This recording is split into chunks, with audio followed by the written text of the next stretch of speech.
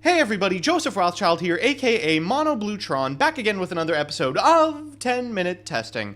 So today we're trying out something that I hope to God is playable, a hero build in Link format. Now Masked Hero has gone through several different iterations, but one thing is definitely clear. Builds that play Protect the Darklaw aren't going to cut it anymore. The last time a Masked Hero deck had success was during ABC format, when we had the ability to instant fuse into Norden and make Bahamut Shark and totally awesome. That's a powerful play that's been completely made irrelevant by the Master Rule 4 and the Norden ban. Nevertheless, I am as hyped as ever to play Darklaw, so let's jump in a deck edit and see what we've come up with.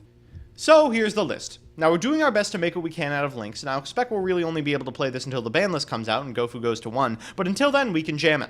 Before that, however, I'll give you a little bit of a background about the archetype, a little bit of a discussion about what I hope the deck can do, and as always, the card by card. So firstly, Hero is a deck that's been treated very badly by the rules update. Previously, there were two different versions of the deck that were halfway playable. The classic Masked Hero version that made use of Shadow Mist and Bubble Man to barf out as many Darklaws as possible, backed up by powerful rank 4s. And the other version, which used Vision Hero Vion to send copies of Malicious to the graveyard and make Zolkin plays. Now the links are out, unfortunately. Zolkin might as well be a normal monster, and backing up a Darklaw with rank 4s requires an unreal amount of absolute fuckery. Because of this, the deck has lost most of its sting despite the relative power of its individual pieces. This deck tries to make use of my favorite of the two archetypes, the Masked Hero half. I have a picture of Darklaw above my bed, and I stare dreamily into his eyes every night. This deck attempts to make a Decode Talker and a Darklaw, opening the doorway to the rank 4 plays that lay just tantalizingly out of reach. For the moment at least, Gofu is still at 3, which means we have access to Decode Talker without having to miss our normal summon. It also means we're able to play some of the pretty good draw spells that we'd previously been missing out on, like Allure of Darkness. Because we still want to keep a low creature count so the Bubble Man is online, we are dropping all of our tin goldfishes. They're going to turn off our Bahamut Sharks, but God knows we weren't about to use that one without a talker anyway. There's a bit of negative synergy with a Hero Lives in Gofu, but hopefully it won't be enough to brick us. So, with that, let's move on to the card by card. First, we're playing 3 copies of Gofu. This bad boy special summons himself, then summons 2 tokens. Each token turns into a Link Spider, then the 2 spiders plus the Gofu on board make a talker. Next are 3 Shadow Mists who are just trying their hardest. This card sends a hero to hand when it goes to grave and snags a mass change when it's special. Thank God we have 3 of them in America. After that are 3 Bubble Men. Opening multiple monsters is going to make it hard to special this guy, but hopefully the Allures will do the best they can to free up our hand. Next are 2 copies of Summoner Monk and Allure of Darkness target, but also a way to special summon our Shadow Mist, and finally 1 copy of Goblinberg. Ugh, God, I waffle on this all the time, but getting it off of Reinforcement of the Army unbricks you a lot of the time where you open a bunch of monsters at once.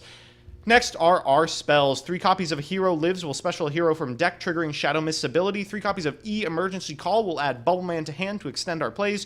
3 copies of Mask Change will transform our garbage cards into good ones. 3 copies of Allure of Darkness will unbrick us or banish our only copy of Shadow Mist. 1 Reinforcement of the Army will snag a hero, or in worst case scenarios, a Goblinberg. Desires is right at home, especially when we're so redundant it really doesn't matter what we banish. And finally, 3 copies of Twin Twister get multiple monsters out of our hand and are also, just generally good. Finally, onto the traps. We have 1 copy of Bottomless, 3 copies of Quaking, despite the fact that I told you how bad it is to play Protect the Darklaw probably about 2.5 minutes ago. 2 copies of Dimensional Barrier, despite the fact that it does not say Link. 3 Solemn Strike, and 1 Solemn Warning. In the extra, we have a bunch of rank 4s and some fusions. We have 1 copy of Anki, 1 copy of Acid, and 2 copies of Darklaw as our mask change targets. Next, we've got a bunch of rank 4s, a copy of Utopia the Lightning, and a Utopia the Normal. 1 copy of Bahamut Shark, 1 copy of Tornado Dragon, 1 Castel, 1 Emerald to shuffle back Darklaws, or Shadow Mists, or what have you, an Abyss Dweller, and of course, totally awesome. Finally, we are rounding out our list with a Decode Talker and 2 Link Spiders. So with that, let's jump into the games. Our first match is a really fast one, but illustrates what I like the most about this deck. Macrocosmos is an incredibly powerful card, and some decks just cannot play around it. That's why it's at 1, and Darklaw is better than Macrocosmos. One such deck that cannot play around Macro is Lightsworn, which our opponent is playing. It seems they have the same identity crisis we do. They're jamming Gofu in a deck that it otherwise doesn't belong to in a desperate attempt to be able to make rank 4s. We get to go first. We're going to normal summon this Summoner Monk, which will immediately switch to defense mode. Then we will send this Hero Lives to the graveyard, not exactly keen on taking 4,000 points of damage for a mass change. We'll set 4 and pass back. Our opponent's going to lead with the Twin Twisters, always chain mass change. They target it and a Solemn Strike. We have a second one set, which is great. We're going to go into Darklaw, banishing this Twin Twisters and getting us a copy of Bubble Man for next turn. They'll use Gofu, we will Solemn Strike. They will use Solar Recharge, banishing a shitload of cards, and that's the entire game. Our second match is up against True King Yang Zing Dinos, a deck that a lot of people expect to be the deck to beat in this upcoming format. I think that's a distinct possibility if there are large Zodiac hits and large True Draco hits, and this just sort of skirts under the radar of playability. If there is a True Draco hit, it'll probably include a Dragonic Diagram hit, and if that occurs, decks like this will have to play a split between Lost World and Dragonic Diagram, which this person is already doing, so in a lot of ways, this is good practice for the upcoming format.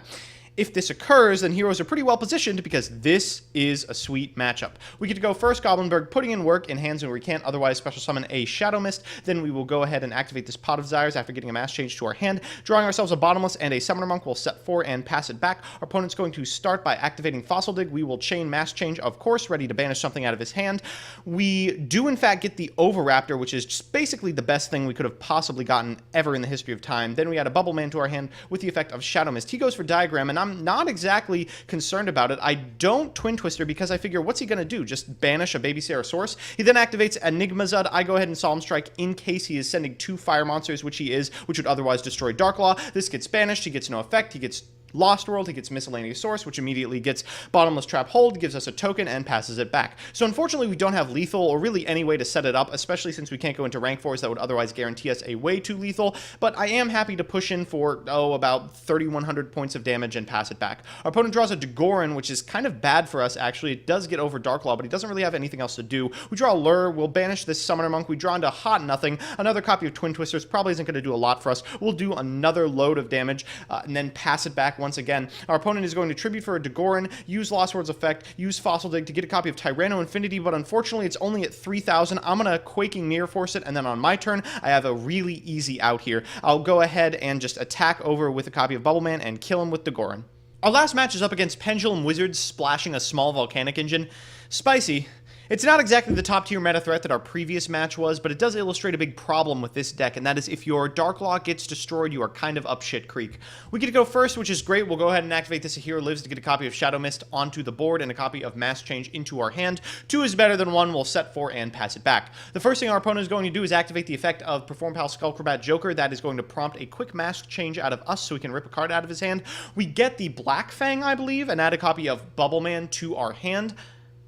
Yep, that is what happens. Afterwards, our opponent is going to activate Star Pendulum Graph and try to use its effect in tandem with Wisdom Eye Magician. We'll flip another Mass Change to get another card out of his hand, but unfortunately, we do not get the Blaze Accelerator Reload, which would have been sweet. Instead, we just get Purple Poison. We'll go ahead and Quaking so he can't Purple Poison away our Darklaw, and he will pass it back. Now, unfortunately, we're down a lot of cards, and we just have a bunch of monsters in hands that can't make Xyz because we already have a Darklaw on our side of the board.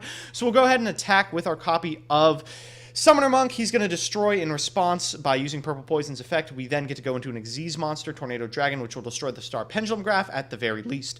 We do have the repeatable destruction on our opponent's turn, and we know he has a copy of Purple Poison, so it is important that we do destroy it. He's going to add a copy of Shell back to his hand, then draw with it, then add another Shell. He's going to use Joker's effect, we'll Solemn Warning, then he'll use Purple Poison, we'll destroy Iris in response. He will get a copy of Star Pendulum Graph, the Trap. Then he will use Pot of Riches, One Day of Peace, Hand Destruction, basically to draw his whole deck, then Pendulum Summon 1 Skullcrobat Joker, set a card, and pass it back. This isn't great news for us, especially with 2 cards in our hand that really can't be used except to fuck up the battle phase, and a Gofu that we legitimately can't summon until after we get destroyed by Star Pendulum Graph.